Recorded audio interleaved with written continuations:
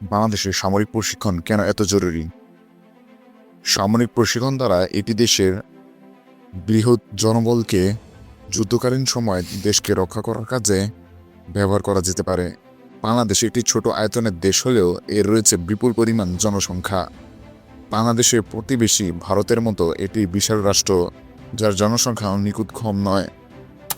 তাই ভারতের বিপক্ষে বা মিয়ানমারের বিপক্ষে নিজেদের সামরিক সক্ষমতাকে জানান দিতে বাংলাদেশের প্রায় সকল নাগরিকই সামরিক প্রশিক্ষণের দরকার রয়েছে। এতে বাংলাদেশ সেনাবাহিনী, নৌবাহিনী এবং বিমান বাহিনীর সক্ষমতা বাড়বে বলে ধারণা করা যায়। আমাদের বর্তমান সশস্ত্র বাহিনীতে পর্যাপ্ত পরিমাণ অ্যাক্টিভ সেনা সদস্য নেই, যা ভারতের মতো আগ্রাসী রাষ্ট্রকে মোকাবেলা করতে খুবই কষ্টকর। তাই আমাদের দেশের প্রত্যেক জনগণেরই সামরিক প্রশিক্ষণ নিশ্চিত করা অতীব জরুরি, যা আমাদের ক্রান্তিকালীন এবং যুদ্ধকালীন সময়ে অত্যন্ত সহায়তা করবে।